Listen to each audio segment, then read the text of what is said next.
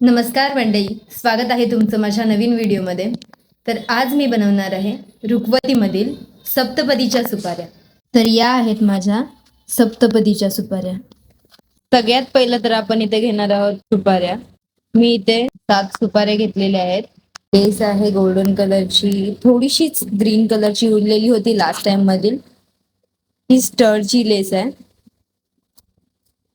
आणि खूप सारे मोती आहेत. तर सगळ्यात आधी आपण याच्या सेंटरला एक हिरा चिपकवणार आहोत, तो म्हणजे रेड कलरचा.